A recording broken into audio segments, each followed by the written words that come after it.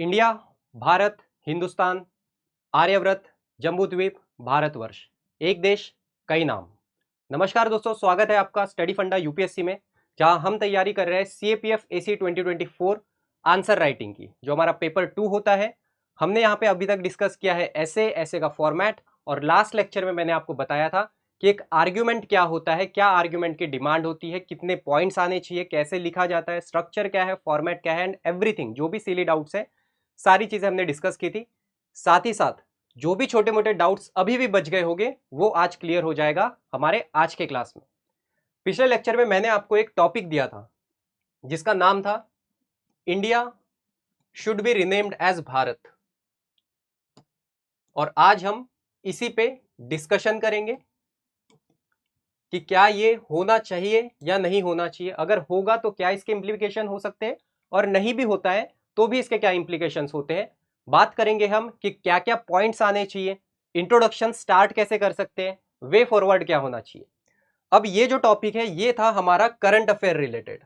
आप सभी की बहुत ज्यादा डिमांड थी कि सर करंट अफेयर के टॉपिक लो। ऑब्वियसली हम सारे करंट अफेयर के टॉपिक ही कराएंगे, लेकिन उससे पहले हमें स्ट्रक्चर जानना भी जरूरी है। ओके, सो ये जो टॉपिक था ये न्यूज में था, आपने भी सुना होगा कि जो अपोजिशन पार्टी है, करंटली जो गवर्नमेंट है और एक होती है अपोजिशन, अपोजिशन पार्टी ने गवर्नमेंट के अगेंस्ट एक पॉलिटिकल अलायंस फॉर्म किया था जिसका नाम क्या था, इन शॉर्ट फॉर्म उन्होंने उसका नाम रखा था इंडिया। ठीक है, जिसका फुल फॉर्म क्या होता है, Indian national development inclusive alliance. तो अपोजिशन ने गवर्नमेंट के अगेंस्ट एक ये अलायंस बनाया था। साथ ही साथ तभी क्या होता है कि क्योंकि इंडिया G20 का होस्ट था, G20 होस्ट कर रहा था एक साल के लिए, तो हमने कुछ फॉरेन इनवाइटिस, फॉरेन डेलीगेट्स, डिप्लोमैट्स को इनवाइट किया था डिनर पे। तो हमारे जो प्राइम मिनिस्टर नरेंद्र मोदी है, इन्होंने जो इनविटेशन भेजा था, अब जो भी इनविटेशन आता है, आपने कॉन्स्टिट्यूशन में पढ़ा होगा, पॉलिटी में पढ़ा होगा कि जो भी डिप्लोमैट्स होते हैं, फॉरेन डिप्लोमैट्स होते हैं, उन्हें ऑफिशियली रिसीव कौन करता है, किसके बिहाफ पे वो रिसीव होते हैं, हमारे प्रेसिडेंट ऑफ इंडिया, राइट। लेकिन जो उन्होंने इनविटेशन भेजा था, ठीक है, ये था वो इनविटेशन जो हमारे गवर्नमेंट ने फॉरेन डेलीगेट्स को भेजा था कि आप आइए इंडिया में डिनर पे आइए, और वहां पे लिखा गया था प्रेसिडेंट ऑफ भारत। ठीक है, इससे पहले कोई भी चीज होती थी, कोई भी इनविटेशन हुआ करता था, in fact in our constitution article 52 जो कि कहता है there shall be a president of India. ठीक है, प्रेसिडेंट ऑफ इंडिया, लेकिन ये फर्स्ट टाइम हुआ था कि प्रेसिडेंट ऑफ इंडिया के बजाय प्रेसिडेंट ऑफ भारत ये वर्ड यूज किया गया, और यहीं से ये एक कॉन्ट्रोवर्शियल इशू स्टार्ट हुआ। क्या ये कॉन्ट्रोवर्सी थी या नहीं थी, हमें उससे कुछ लेना देना नहीं है। क्या भारत को चेंज किया इंडिया से इस इनविटेशन पे, और उसका इंडिया अलायंस से क्या कुछ लेना देना है, हमें इसके ऊपर भी डिस्कशन नहीं करना है, हमें खुद को रेस्ट्रिक्ट करना है हमारे एग्जाम पॉइंट ऑफ व्यू से। सो आपको ये समझ में आ गया कि क्यों ये पॉइंट, क्यों ये जो इश्यू है ये करंट अफेयर में था। सो ये बात है सितंबर 2023 की। ठीक है, सितंबर 2023 में मैटर शुरू होता है कुछ इस तरीके से कि जो इन्विटेशन था उसके ऊपर प्रेसिडेंट ऑफ इंडिया के बजाय प्रेसिडेंट ऑफ भारत लिख दिया गया, और वहीं से बहुत सारे हॉट डिस्कशन स्टार्ट हुए कि क्या गवर्नमेंट ने ठान लिया है कि हम इंडिया को रिप्लेस करके भारत कर देंगे। ठीक है, तो ये था, इस रीजन से ये जो न्यूज है ये करंट अफेयर में थी और एक हॉट टॉपिक बना डिस्कशन का। सबसे पहले हम जानेंगे कि भारत के, इंडिया के अलग अलग नाम कब कब से नाम चेंज हुए, किस किस नाम से इंडिया को संबोधित किया गया अभी तक। ओके, सो हम पढ़ते हैं हिस्ट्री में इंडस वैली सिविलाइजेशन। जब हम इंडस वैली सिविलाइजेशन पढ़ते हैं तो इसी सिविलाइजेशन का कंटेम्पररी सिविलाइजेशन इन इराक में हो रहा था, जिसे हम क्या कहते हैं, मेसोपोटामिया। ठीक है, मेसोपोटामिया सिविलाइजेशन। तो वहीं पे मेसोपोटामिया टेक्स्ट में यह पता चलता है कि उन लोगों ने भारतीय सभ्यता या सिंधु घाटी सभ्यता को मेलुहा नाम से डिनोट किया था। ठीक है, तो ये भी एक नाम होता है। ठीक है, उस जमाने पे एंशिएंट इंडिया में। सेकेंडली, जब पर्शियन इंडिया आए तो उन्होंने उस लैंड को, ठीक है, जो सिंधु के साउथ में था या सिंधु के वेस्ट में था, उन्होंने उस रीजन को हिंदुस्तान नाम से बुलाया। And finally it were the Greeks. ठीक है, वो ग्रीक्स भी थे जिन्होंने इंडिया ये फर्स्ट टाइम वर्ड यूज किया था। ठीक है, और जैसे ही हमारे ब्रिटिशर्स या इंडिया में ब्रिटिश राज आता है तो ऑब्वियसली उन्होंने कौन सा नाम ज्यादा यूज किया, इंडिया। ठीक है, आपको थोड़ा सा यहाँ पे डाउट हो सकता है कि यार इंडिया और ग्रीक्स का क्या रिलेशन है। एक चीज, एक फैक्ट आपको याद दिला दूं कि मेगास्थनीस जो कि ग्रीक एम्बेसडर थे, उन्होंने एक बुक लिखी थी, क्या नाम था उसका, इंडिका, है ना। तो जो इंडिया वर्ड है वो फर्स्ट टाइम ग्रीक ने यूज किया था। तो क्या ये हमारे आर्ग्यूमेंट के लिए इंपॉर्टेंट है? ये सारी चीजें जानना बहुत ज्यादा इंपॉर्टेंट नहीं है, लेकिन अगर आपको किसी भी चीज का थोड़ा सा बैक स्टोरी पता हो तो आप बहुत अच्छी से चीजें लिख सकते हो, ठीक है। फाइनली एट द एंड हम एक डिस्कशन भी करेंगे आर्ग्यूमेंट पे, बट ये चीजें जानना भी जरूरी है।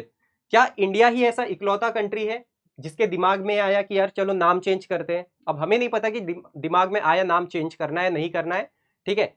बट इससे पहले ऐसे कई देश थे जिन्होंने अपने नाम चेंज किए हैं, ठीक है। अब ये सारी चीजें जिन्होंने नाम चेंज किए, अगर आपको फेवर में लिखना है कि हाँ इंडिया ने अपना नाम चेंज कर देना चाहिए, अगर आपको फेवर में लिखना है तो आप एक एग्जाम्पल ऐड कर सकते हो कि रिसेंटली ये XYZ कंट्री ने भी अपना नाम चेंज किया है, तो हम भी कर सकते हैं, करेक्ट।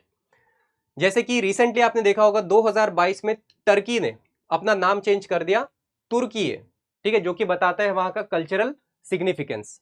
लाइकवाइज थाईलैंड, पहले वो जाना जाता था किस नाम से, सियाम नाम से, तो उन्होंने भी चेंज किया थाईलैंड। साथ ही साथ 1971 हम सभी को पता है कि जो यहाँ पे एक होता था पाकिस्तान और इस साइड जो था ये कहलाता था ईस्ट पाकिस्तान, ठीक है, इट वॉज ईस्ट पाकिस्तान। और 1971 वॉर ऑफ लिबरेशन के दौरान अगेन ईस्ट पाकिस्तान ने अपना नाम चेंज करके क्या कर दिया, बांग्लादेश। तो ये बहुत सारे, ये तो मैंने यहाँ पे 3 ही एग्जांपल दिए हैं जो कि हमारे लिए फैमिलियर है, हमें रिसेंटली पता थे, ओके। बट ऐसे बहुत सारे कंट्री है जिन्होंने अपने नाम भी चेंज किए हैं।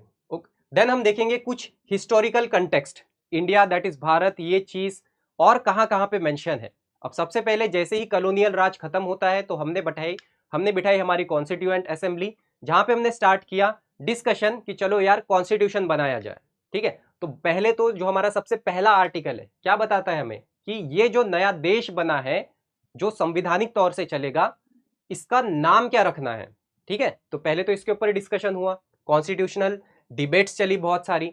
कई लोगों ने नाम प्रेफर किया कि चलो यार हम भारत नाम रखते हैं, ठीक है।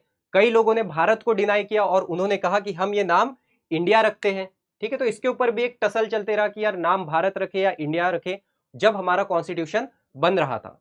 Finally it was doctor BR Ambedkar, ठीक है, बाबा साहेब अम्बेडकर जो हमारे फादर ऑफ कॉन्स्टिट्यूशन है, उन्होंने ये रेकमेंड किया और प्रपोज किया कि हम ये दोनों नाम अडॉप्ट करेंगे। और कुछ इस तरीके से आता है हमारे आर्टिकल 1 में, जिसे हम जानते हैं क्या, that India that is Bharat shall be the union of states.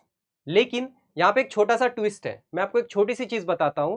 जब हमारा ओरिजिनल कॉन्स्टिट्यूशन बना था, जब ओरिजिनल कॉन्स्टिट्यूशन लिखा जा रहा था, तो वो इंग्लिश लैंग्वेज में लिखा गया था, ठीक है, वो इंग्लिश लैंग्वेज में लिखा गया था। और इसके जब वो ओरिजिनल कॉन्स्टिट्यूशन इंग्लिश लैंग्वेज में बन के रेडी हो चुका, उसके कुछ दिनों बाद या कुछ महीनों बाद उसका हिंदी ट्रांसलेशन किया गया, ठीक है, उसका हुआ हिंदी ट्रांसलेशन। तो हम ये कह सकते हैं कि जो हमारा ओरिजिनल कॉन्स्टिट्यूशन था वहां पे क्या लिखा गया है, इंडिया लिखा गया है, ठीक है। जो पहला आर्टिकल है आर्टिकल नंबर 1, वहां पे लिखा जाता है India that is Bharat, India that is Bharat. तो आप देखोगे यहां पे प्राथमिकता, यहां पे ज्यादा एम्फेसिस किसे दिया है, इंडिया को या भारत को? तो यहां पे ज्यादा एम्फेसिस इंडिया को दिया है हमारे ओरिजिनल कॉन्स्टिट्यूशन में जो इंग्लिश में लिखा गया था।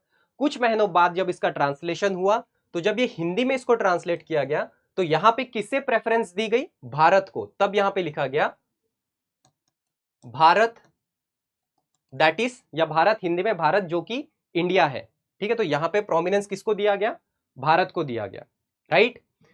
तो हम ये कह सकते हैं, ये कह सकते हैं।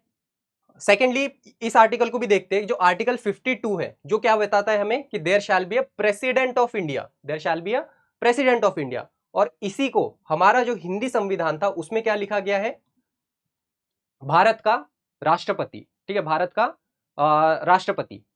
अब यहां पे एक चीज समझने वाली क्या है कि एक्चुअली ये जो है और ये जो है इंग्लिश और हिंदी, ठीक है, यहां पे हमने ट्रांसलेट किया गया है, ट्रांसलेट किया गया मतलब जहां जहां पे भी हमारे ओरिजिनल कॉन्स्टिट्यूशन में इंडिया लिखा गया है, हमने उसे यहां पे ट्रांसलेट करके भारत लिखा है। तो हम ये कह सकते हैं कि इंडिया को ही हिंदी में भारत कहते हैं, ठीक है, ये चीज समझ में आनी चाहिए, ओके। लाइकवाइज आर्टिकल 1 में मेंशन है एंड फाइनली कुछ क्लैरिफिकेशन भी किया गया कि क्लैरिफिकेशन ये दिया गया कि जो मैंने आपको बताया कि इंग्लिश में इंडिया है और हिंदी में भारत है, तो आप ही सोचो फिर अलग कैसे हुआ, सेम ही तो बात है, राइट। अब इन केस अगर हम नाम चेंज कर देते हैं तो इसके क्या क्या फ्यूचर इंप्लीकेशंस आ सकते हैं, ठीक है। तो ये सारी चीज हम डिस्कस करते हैं। सबसे पहले इसका इंटरनेशनल इंपैक्ट पड़ेगा, कैसे पड़ेगा बताऊंगा। कल्चरल और हिस्टोरिकल सिग्निफिकेंस के साथ भी हमें बहुत सारा कॉम्प्रोमाइज करना पड़ेगा। इसके बहुत सारे एडमिनिस्ट्रेटिव चैलेंजेस निकलेंगे। It will raise a question on unity and inclusivity of India and there will be some legal implication apart from all this thing. Confusion create हो सकता है ऑफिशियल कम्युनिकेशन में, राइट।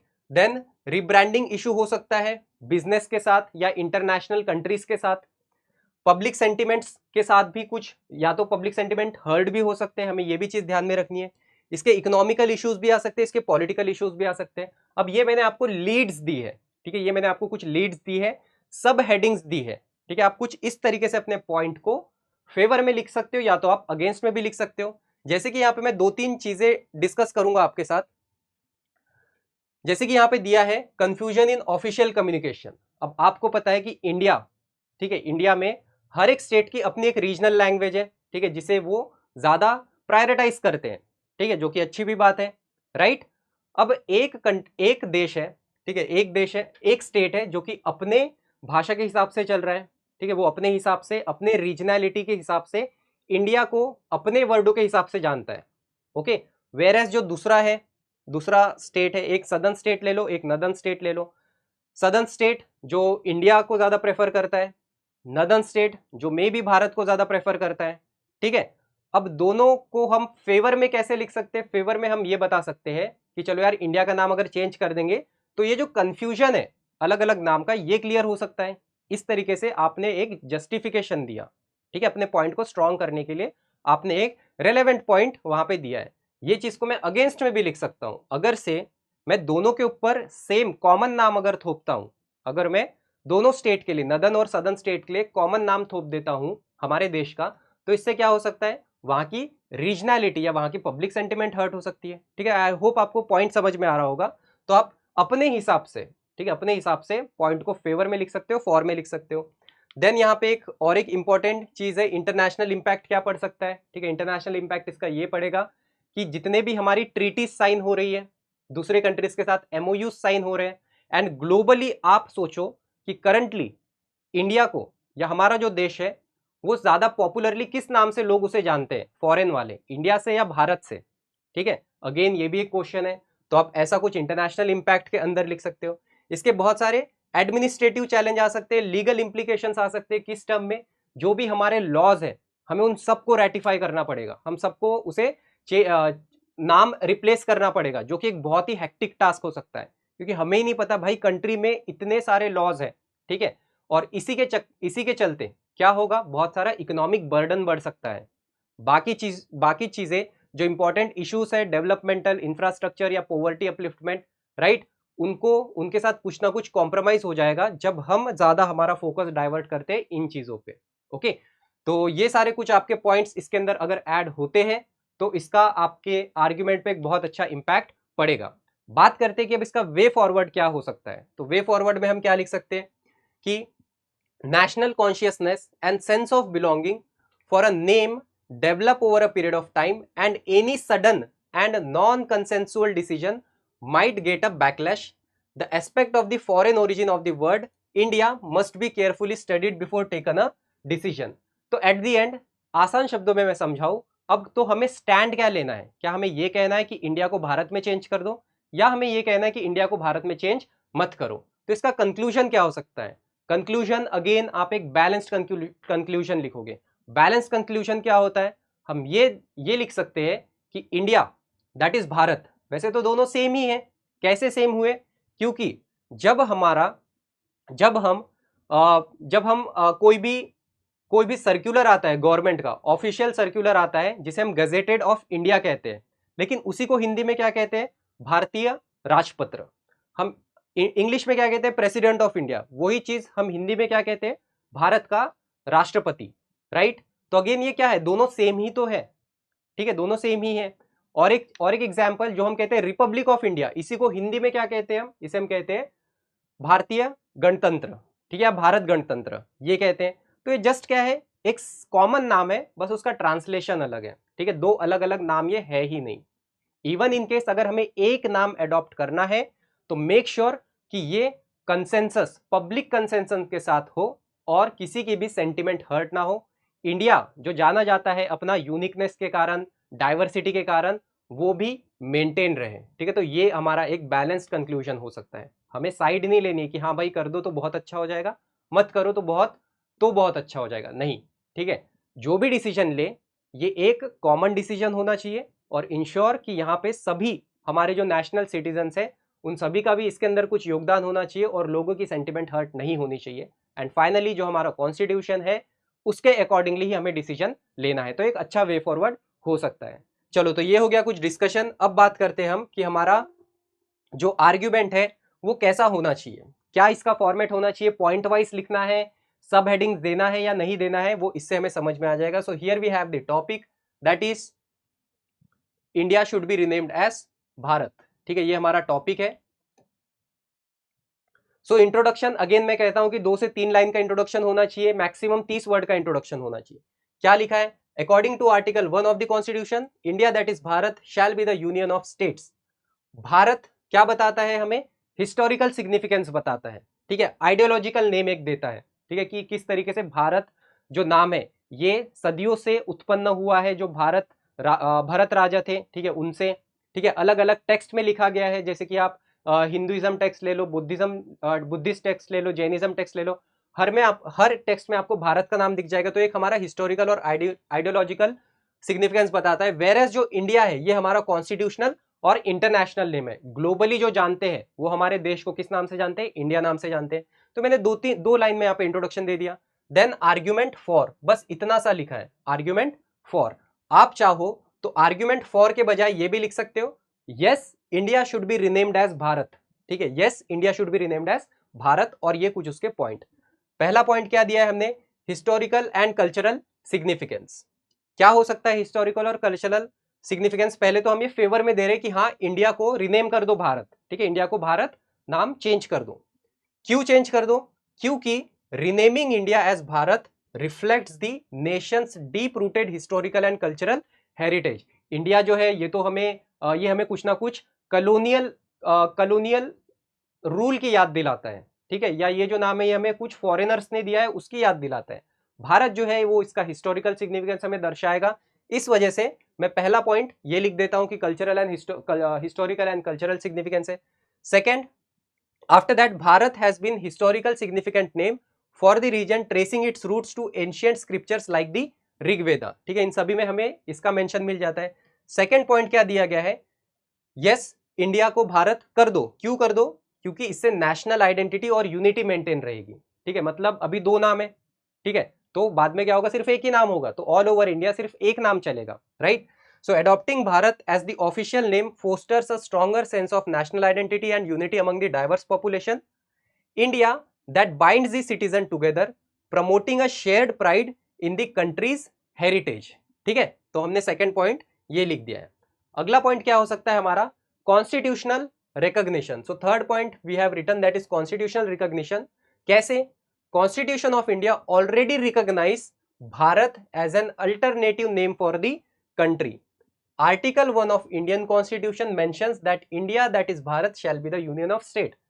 हाँ भाई नाम चेंज कर दो, इंडिया को भारत में कर दो। क्यों, क्योंकि जो हमारा आर्टिकल 1 है वो भी तो कहता है कि इंडिया वो एक भारत है, तो इससे बेटर है कि सिर्फ भारत ही नाम अपनाओ, ठीक है, ये यहाँ पे इसका मतलब निकलता है। आप चाहो तो ये पॉइंट को अगेंस्ट में भी लिख सकते हो, ठीक है, बट मेक श्योर कि तब आप वो फेवर में ना लिखो, राइट। ऐसा नहीं कि आपने यहां भी सेम पॉइंट चिपका दिया और फेवर में भी यही पॉइंट चिपका दिया, ठीक है, तो कोई भी एक जगह पे यूज करना है। अगला हम देखते हैं promotion of indigenous identity. Renaming the country as Bharat is seen as the move toward reasserting indigenous identity and reclaiming cultural roots. It reflects a departure from colonial nomenclature and promotes more authentic representation of the nation. Lastly, India का नाम भारत कर दो। क्यों, क्योंकि it will revive the cultural and global recognition. How? choosing Bharat as the official name can contribute to cultural revival by encouraging a renewed interest in traditional Indian value, language and custom. ये हमारी indigenous को इंडिजिनिटी को दिखाता है, हमारा culture reflect करता है, ठीक है, क्या, भारत, ठीक है। तो ये मैंने कुछ 5 पॉइंट्स लिख दिए फेवर में। Likewise India should not be renamed as Bharat, या तो सिंपली लिख दो आर्ग्यूमेंट अगेंस्ट, या तो आप लिख सकते हो no India shouldn't be renamed as Bharat, ठीक है, लेंथी हो जाएगा, that is up to you. पहली चीज, क्यों चेंज नहीं करना चाहिए, ठीक है, बिकॉज अगर आप चेंज कर दोगे तो ये क्या हो जाएगा, ये दिखाएगा अगर मैं भारत रख देता हूं तो इंडिया जो कि जानता है अपनी डाइवर्सिटी के कारण कई सारे रिलीजियन, कई सारे धर्म के लोग रहते हैं, अलग अलग लैंग्वेज बोलने वाले लोग हैं, ठीक है, तो क्या हो जाएगा, कहीं ना कहीं उनकी सेंटिमेंट हर्ट हो सकती है कि एक्सक्लूसिवनेस टू वन रिलीजन, जो कि सिर्फ एक धर्म को दर्शाता है। The word Bharat taken from the Hindu scriptures would have given the wrong signal to religious minority. The country was already suffering from communal division and such a move would have further aggravated the situation. Already जो हमारा country है, communal right, communal violence, ethnicity conflicts, ठीक है, tribal conflicts, इससे जूझ रहा है, उसमें अगर आप ऐसा कोई मूव लेते हो तो अगेन वो चीजें क्या हो सकती है और एस्केलेट हो सकती है। सेकेंड पॉइंट हम लिख सकते हैं, अगेन ये एक बहुत ही सेंसिटिव इशू है, कैसे, the name of the country is closely tied to the national identity and pride and making such a move overnight will invite mixed reaction from the people, ठीक है। अगर आप ऐसा डिसीजन जहां पे पब्लिक सेंटिमेंट जुड़ी हुई है, आप ऐसा डिसीजन ओवरनाइट लेते हो या सडनली लेते हो तो क्या हो सकता है, सोशल अनरेस्ट फैल सकता है, ठीक है, अलग अलग कम्युनिटी में एक काइंड ऑफ इनसिक्योरिटी जनरेट हो सकती है। आफ्टर दैट तीसरा पॉइंट हम क्या लिखेंगे, इंटरनेशनल रिकॉग्निशन। नाम इस वजह से भी चेंज नहीं करना चाहिए क्योंकि करंटली जो हमारा देश है ग्लोबली ये इंडिया नाम से जाना जाता है, ठीक है, जितने भी आपने foreign delegates, diplomats, businessman, entrepreneurs देखे हैं वो इसे इंडिया नाम से ज्यादा जानते हैं। So a name change could potentially affect how other countries and international organisation recognise and interact with India. It might require diplomatic effort to ensure a smooth transition in terms of treaties, agreement and international relation, ठीक है। तो जो भी decision है वो ऐसा suddenly नहीं होना चाहिए। After that what is the fourth point, जो मैंने बताया था, हमने इंप्लीकेशंस में भी डिस्कस किया था कि एडमिनिस्ट्रेटिव और लीगल एडजस्टमेंट बहुत सारे करने पड़ेंगे। कैसे कि चेंजिंग द नेम, नाम चेंज करने से क्या क्या हो जाएगा, हमें बहुत सारे एडमिनिस्ट्रेटिव लीगल एडजस्टमेंट करने पड़ेंगे, जैसे कि जो भी हमारे ऑफिशियल डॉक्यूमेंट्स है, लॉ है, करेंसी है, गवर्नमेंट इंस्टीट्यूट्स है, इन सभी को हमें अपडेट करना पड़ेगा, क्लियर, सभी का हमें नाम चेंज करना पड़ेगा या फिर से उसे रीनेम करना पड़ेगा, ओमिट करना पड़ेगा पुरानी चीजें। And here we have the last point that is economic cost, ठीक है, बहुत ही सिंपल सा पॉइंट है कि अगर से हम नाम चेंज करते हैं तो ये बहुत ही कॉस्टली हो सकता है, ठीक है, हमें सारी साइनेजेस, करेंसी, पासपोर्ट और अदर जो भी ऑफिशियल डॉक्यूमेंट है इन सभी को हमें जब चेंज करेंगे, रीनेम करेंगे तो इसमें एक बहुत ही ज्यादा बर्डन पड़ सकता है हमारे इकोनॉमी पे, ठीक है। तो ये हमने एक इकोनॉमिकल पॉइंट भी लिख दिया है। एट द एंड 5 पॉइंट हमने फेवर में लिखे, 5 पॉइंट हमने अगेंस्ट में लिखे।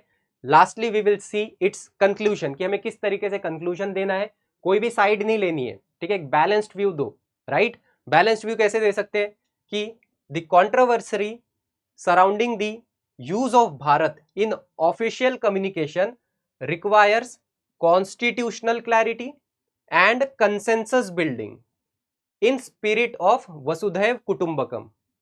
It is essential to ensure that any changes reflect the unity and inclusivity that India stands for. जो भी चेंज करना है इंश्योर करो कि इंडिया की जो डाइवर्सिटी है वो हैम्पर ना हो, इंडिया जो जाना जाता है अलग अलग रिलीजन, अलग अलग धर्म संप्रदाय के लोग साथ में मिलजुल कर रहते हैं, उनके सेंटिमेंट्स हर्ट ना हो। अगर आपको कोई भी डिसीजन लेना है मेक श्योर कि सभी सिटीजन या सभी इंडियन सब्जेक्ट्स, ठीक है, उसके फेवर में हो या उन्हें अवेयर किया जाए पहले से।